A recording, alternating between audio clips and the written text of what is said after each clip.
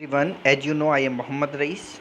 Today we will read class 8, chapter 1st, The Best Christmas Present in the World, part 4th.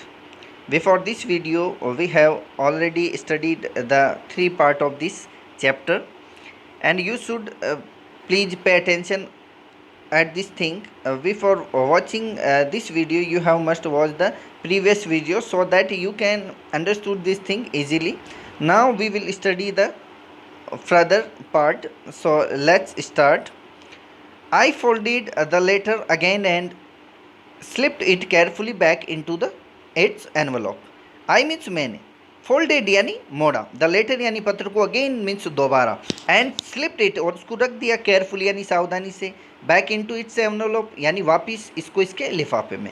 यानी जो writer है वो उसको पत्र मिला था तो उसने पत्र को पढ़ा और पढ़ने के बाद में कंप्लीट उसके बारे में नॉलेज करने के बाद में उसने क्या किया, उस पत्र को वापस फोल्ड करके यानी मोड़ के उस एनवेलप जो उसका जो एनवेलप था लिफाफा था उसके अंदर सावधानी से वापस डाल दिया। I kept away all night यानी मैं सारी रात जगा, यानी वो सारी रात जगता रहा, जो राइटर था वो सारी रात जगा, उसको नींद नहीं आई। By morning I knew what I had to do यानी सुबह से, आई न्यू यानी मुझे जान पता था, what I had to do यानी क्या करना था, और सुबह हो गई और उसको पता था कि अब क्या करना था। I draw in to breed pot यानी वो मैं ब्रीड पॉट के लिए निकल गया यानी ब्रीड पॉट के लिए चला गया। जस्ट ए फ्यू माइल्स हुए यानी कुछ ही दूरी के यानी कुछ ही मील की दूरी पर था जो ब्रीड पॉट था, वहाँ पे ब्रीड पॉट पे वो के लिए रवाना हो गया। I asked a boy walking to his dog where copper beeches were. I means मैंने आस्क्ड यानी पूछा, ए बॉय यानी एक लड़के से, वॉकिंग हिज डॉग यानी जो कि अपने कुत्ते को घुमा रहा था, तो मैंने उस लड़के से पूछा कि वेयर कॉपर बीचेज वॉज कि जो कॉपर ब्रीचेज जो रोड है वो कहाँ पे। तो एक लड़का वहाँ से अपने कुत्ते को घुमा रहा था, तो राइटर ने उससे पूछा कि जो कॉपर ब्रीचेज रोड है जो कि एड्रेस था उस लेटर का, उसके बारे में पूछा।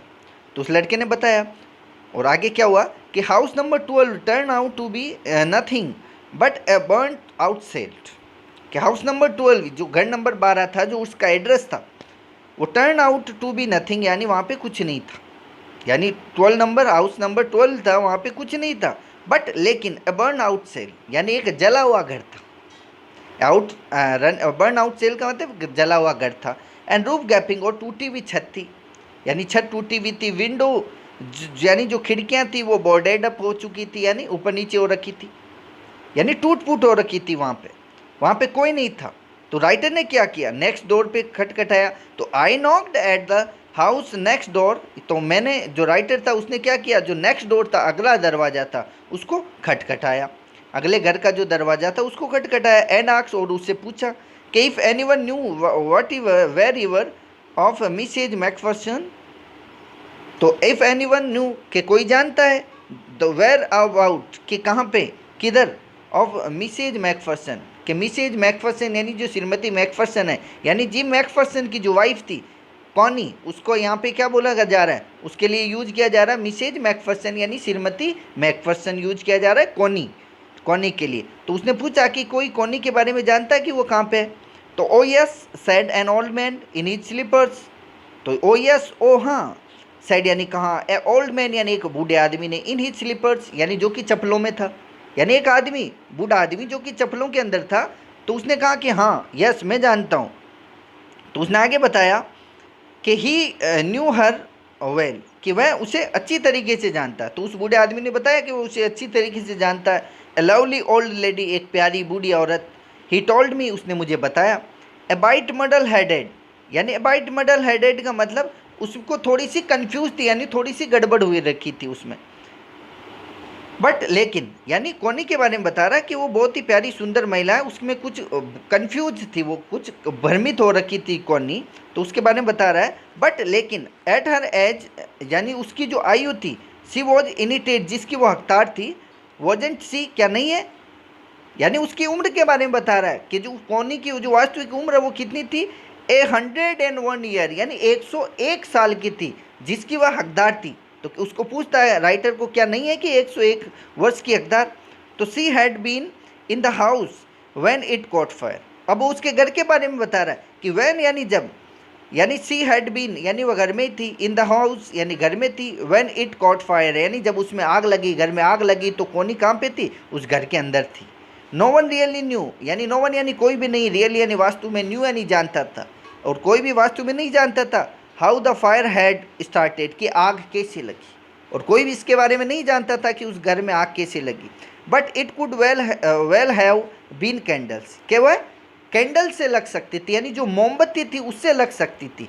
ये सभी एवरे अंदाज़ा लगाते थे, गेस करते थे कि जो आग है वो कैंडल से लग सकती थी। क्यों लग सकती थी? Because she used candles rather than electricity, because she always thought electricity was too expensive, कि she used यानी वह हमेशा प्रयोग करती थी कैंडल्स यानी मोमबत्ती का, रेदर देन इलेक्ट्रिसिटी यानी विद्युत की, यानी इलेक्ट्रिसिटी की बजाय किसका यूज करती थी, यानी बिजली की बजाय वो यूज करती थी कैंडल का यानी मोमबत्ती का यूज करती थी। बिकॉज क्योंकि सी ऑलवेज थॉट, कि हमेशा सोचती थी इलेक्ट्रिसिटी वॉज टू एक्सपेंसिव, वो क्या सोचती थी कि जो इलेक्ट्रिसिटी है, जो इलेक्ट्रिसिटी यानी जो बिजली है वो बहुत क्या है, महंगी है, और कैंडल सस्ती है, इसलिए वो क्या करती थी, कैंडल का यूज करती थी। The fireman had go her out in just time, यानी जो फायरमैन था उसने उसको सही समय पर उससे बाहर निकाल लिया, किससे, आग से, यानी घर में जो आग लगी तो घर से सही समय पर फायरमैन ने उसको बाहर निकाल लिया। She was in nursing home now, अब वह एक नर्सिंग होम के अंदर है। ही टोल्ड मी, उसने मुझे बताया, यानी उस बूढ़े आदमी ने उसको बताया राइटर को, कि जो अब जिम मैकफर्सन है, मिसेज मैकफर्सन है, वो अब कहाँ पे, एक नर्सिंग होम के अंदर है, और वो कहाँ पे, बर्लिंगटन यानी बर्लिंगटन हाउस, ठीक है, on the Dorchester road on the side of town, यानी अब वह कहाँ पे, कि एक नर्सिंग होम के अंदर है जो कि बर्लिंगटन हाउस में है, जो डॉर्चेस्टर जो रोड है वो कस्बे के किनारे, यानी कस्बे के एक तरफ जो डॉर्चेस्टर रोड है वहाँ पे बर्लिंगटन हाउस के अंदर एक नर्सिंग होम है, वहाँ पे वो जिम श्रीमती कॉनी वहाँ पे है। Now will solve the question of this part, इसके क्वेश्चन है दो, कि why did author go to the breed pot, यानी जो राइटर ऑथर लेखक है वो ब्रिड पॉट क्यों गया। तो the writer went to the breed pot to deliver a letter to Mrs McPherson, यानी जो राइटर है वो श्रीमती मैकफर्सन को वहाँ लेटर देने के लिए ब्रिड पॉट गया था। अगला है, how old was Mrs McPherson now, यानी मिसेज जो मैकफर्सन है वो कितने वर्ष की है। तो Mrs McPherson is now 101 years old, यानी 101 साल की है। एंड वेयर वॉज सी, अब वह कहाँ पे थी, तो now he was in A nursing home, ये ना, कि he was in A nursing home now, अब एक इन बर्लिंगटन, कि अब वह बर्लिंगटन में एक नर्सिंग होम के अंदर है। अब नेक्स्ट है बर्लिंगटन, कि I found Burlington house nursing home easily though, कि आई मीन्स मैंने, फाउंड यानी मिल गया, बर्लिंगटन हाउस नर्सिंग होम जो नर्सिंग होम था इजीली यानी आसानी से, कि मुझे दो नर्सिंग होम था बर्लिंगटन हाउस में वो आसानी से मिल गया। There were paper chains up in the hallway, यानी वहाँ पे जो हॉलवे यानी जो हॉल के रास्ते पर पेपर चेन्स यानी पेपर की जो जंजीरें बनाकर लटकाई हुई थी, यानी पेपर की जंजीरें बनी हुई थी ऊपर। एंड लाइटेड क्रिसमस ट्रीज, और जो लाइटेड यानी लगा हुआ था क्रिसमस ट्री यानी क्रिसमस का जो पेड़ है वो, stood in the corner with A lopsided angel on the top, और उस क्रिसमस ट्री के ऊपर एक लॉपसाइडेड एंजल्स यानी देवदूत परी जो इसको बोला जाता है, यानी एक चमकदार तारा उसके ऊपर चमक रहा था, किसमें, उस क्रिसमस ट्री के अंदर टॉप के ऊपर एक तारा चमक रहा था। I said I was a friend come to visit Mrs. Macpherson to bring her a Christmas present. तो I said मैंने कहा, I was a friend के एक मित्र हूँ, कम टू विजिट यानी मिलने के लिए आया हूँ, मिसेज मैकफर्सन यानी श्रीमती मैकफर्सन से, टू ब्रिंग हर उसके लिए लाया हूँ एक क्रिसमस प्रेजेंट यानी एक क्रिसमस का उपहार। तो मैंने उस वहाँ पे जो डॉक्टर्स थे उनको बताया कि मैं मिसेज मैकफर्सन का फ्रेंड हूँ और मैं उससे मिलने के लिए आया हूँ और उनके लिए एक क्रिसमस का उपहार भी लाया हूँ। आई could see through into the dining room where everyone was wearing a paper hat and singing, कि आई कुड सी यानी मैं देख सकता था, through into the dining room, यानी जो भोजन कक्ष था उसमें से मैं देख सकता था कि वेर यानी वहाँ पे एवरीवन यानी हर व्यक्ति वॉज वेयरिंग यानी पहन रखी थी ए पेपर हैट यानी कागज़ की टोपी एंड सिंगिंग और गा रहे थे। यानी मैं जो डाइनिंग रूम था उससे होकर देख सकता था कि वहाँ पे क्या कर रहे थे, जो हर प्रत्येक व्यक्ति था वो एक कागज़ की टोपी पहन रखी थी सिर पर और गा रहे थे।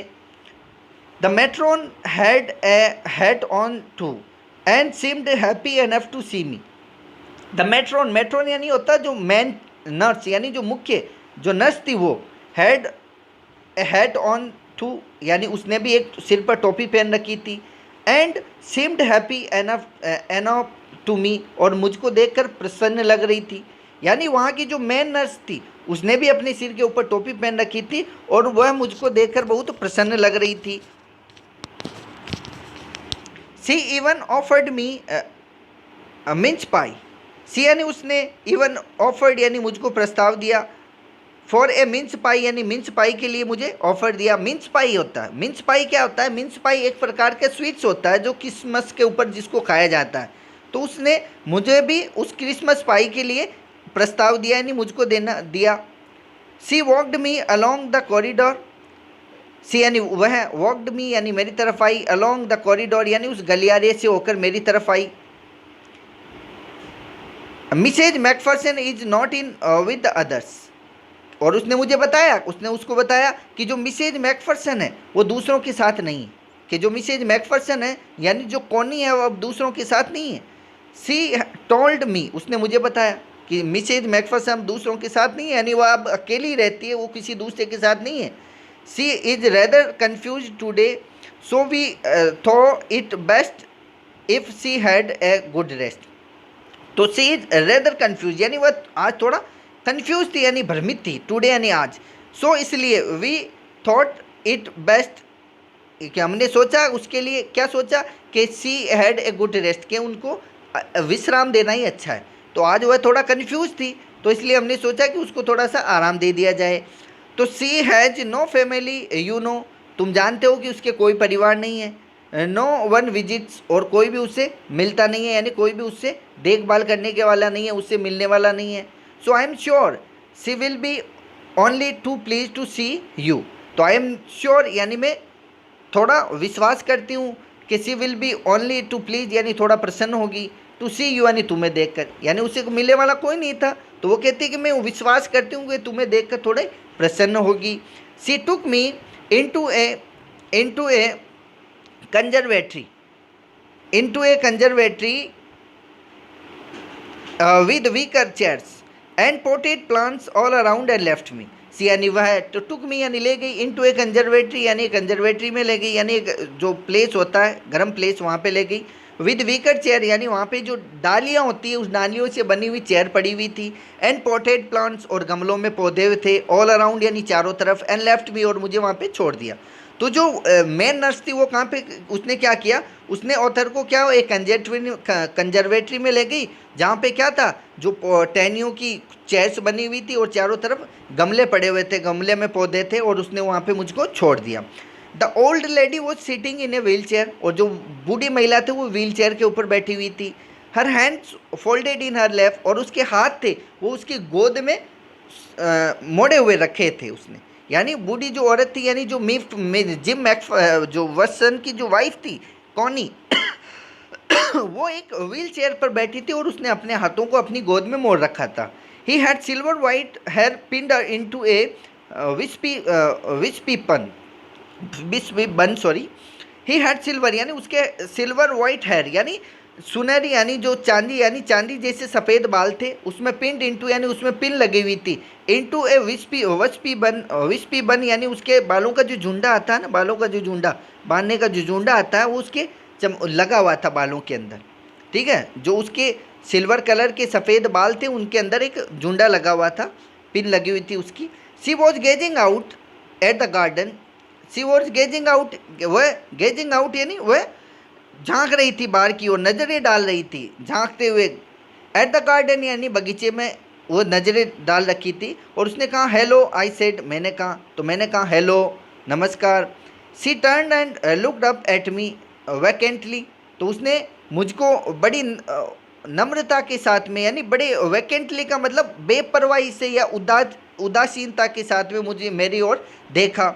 हैप्पी क्रिसमस कॉनी, तो happy Christmas Connie, I went on, और मैं आगे बढ़ा और उसने आगे कहा कि आई फाउंड दिस, मैंने ये पाया कि आई थिंक इट्स योर, ये तुम्हारा है। तो उस ऑथर ने उसको कहा कि कॉनी को, कॉनी ने उसको देखने लगी तो उसने उसको कहा कि हैप्पी क्रिसमस कॉनी, और उसने उससे भी आगे कहा कि मैंने ये पाया कि ये तुम्हारे लिए है। As I was speaking her eyes never left my face, यानी जब मैं उसको, यानी जैसे ही आई वॉज स्पीकिंग बोल रहा था मैं उसको, as her eyes never left my face, तो उसकी जो आंखें थी वो मेरे चेहरे से नहीं हट रही थी। यानी जब ऑथर उसको ये कह रहा था तो जो कोने की जो नजरें थी वो उसके फेस के ऊपर थी, वो वहाँ से हट नहीं रही थी। I open the tin box, मैंने उस टीन बॉक्स को खोला, and gave it to her, और उसको दे दिया। यानी जो लेटर उसको मिला था टीन बॉक्स में, उस टीन बॉक्स को उसने खोला और उसको दे दिया कॉनी को। That was the moment her eyes lit up with recognition and her face become subbed, यानी suffused with a certain glow of happiness. यानी आई मीन्स ओपन, यानी मैंने जो टीन बॉक्स था उसको खोला और उसको दे दिया। इट वॉज द मोमेंट, यानी वह क्षण था। हर आइज, यानी उसकी जो आंखें थी वो लिट अप, यानी उसमें लिट अप हो गई, यानी वो भर गई, यानी चमक गई। विद रिकग्नाइजेशन, यानी उस विवेक के साथ में, उस मान्यता के साथ में उसकी आंखें थी, उस उम्मीद के साथ में उसकी आंखें चमक उठी। And her face become suffuse, यानी उसका जो चेहरा था वो सफ्यूज हो गया, यानी रंग बिरंगा हो गया, यानी एकदम चमकदार हो गया। With a sudden glow of happiness, यानी इस अचानक खुशी की चमक से उसका जो चेहरा था वो एकदम रंग बिरंगा हो गया। आई एक्सप्लेन्ड अबाउट द डेस्क, मैंने उसको डेस्क के बारे में उसको व्याख्या की। About how I had found, कि मैंने उसे कैसे पाया, यानी वो सब चीज़ें उसने उसको बताई कि मैंने उस डेस्क के बारे में बताया कि उस डेस्क को उसको कैसे मिली। But I don't think she was listening, लेकिन वो नहीं सोच सकता कि वो उसको सुन रही थी, यानी उन जो चीज़ें वो कह रहा था उसको सुन रही थी या नहीं थी उसके बारे में उसको नहीं पता था। For a while she said nothing, लेकिन उसने कुछ भी नहीं कहा।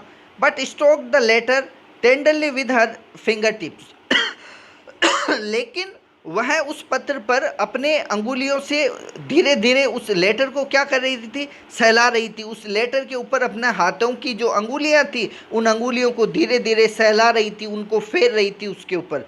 Suddenly she reached out and took my hand, अचानक उसने वह आगे बढ़ी और उसने मेरे हाथ को पकड़ा। तो यानी उस श्रीमती मैकफरसन ने उस ऑथर को क्या समझ लिया था, जिम समझ लिया था, जिम मैकफरसन समझ लिया था। इसी कारण उसने कुछ एक्टिविटी की इसमें जो बताई जा रही है कि अचानक उसने क्या किया, उसने उस राइटर के जो हैंड था उसको पकड़ लिया। Her eyes were filled with tear, और उसकी जो आंखें थी वो आंसुओं से भर गई। You told me you had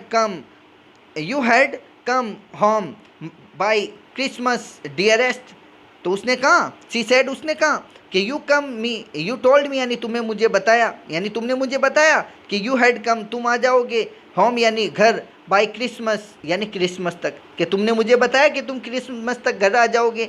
dearest यानी प्रिय, यानी उसने जिम समझ लिया था, यानी उस ऑथर को उसने जिम मैकफरसन समझ कर ये बातें करने लगी।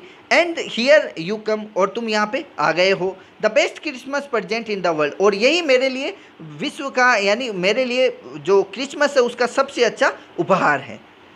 कम क्लोजर, और निकट आते हुए, डियर जिम डियर, के उसने कहा कि प्रिय जिम, सिट डाउन, नीचे बैठ जाओ। तो ये उसने जिम समझ के कह रही थी। आई सेट बिसाइड हर, और मैं उसके बगल में बैठ गया, जो राइटर था उसके बगल में बैठ गया। एंड सी किस्ड माई चीक, और उसने मेरे गालों पर किस किया।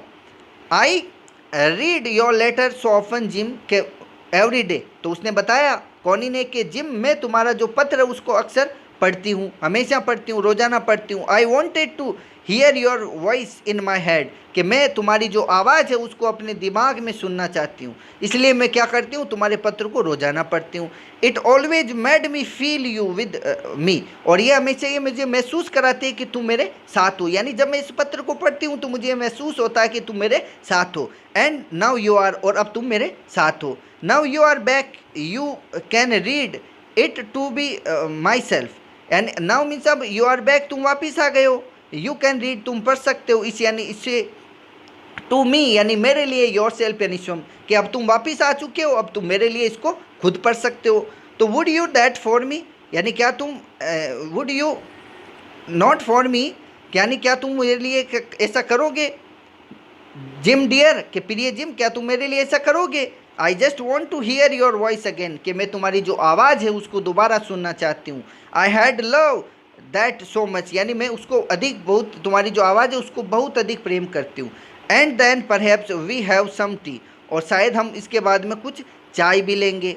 आई have made you a nice Christmas cake, marzipan all around, कि मैंने तुम्हारे लिए एक क्रिसमस का केक बनाया और उसके चारों ओर क्या लगाया, मार्जिपन लगाया। मार्जिपन अपन ने इससे पूर्व की वीडियो में भी पढ़ चुके हैं मार्जिपन के बारे में, कि मार्जिपन एक क्रीमी लेयर होती है एक ऑफ केक, यानी केक के ऊपर एक क्रीमी लेयर बनाई होती है, उसको मार्जिपन कहा जाता है। तो जो कौनी थे उसने बताया कि मैंने तुम्हारे लिए क्रिसमस पर केक बनाया और उसके चारों तरफ मार्जिपन लगाया है।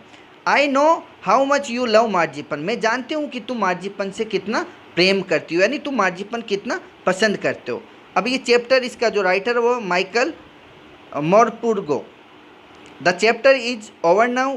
The question of this chapter we will solve in our next video. So thanks for watching this video. Thanks.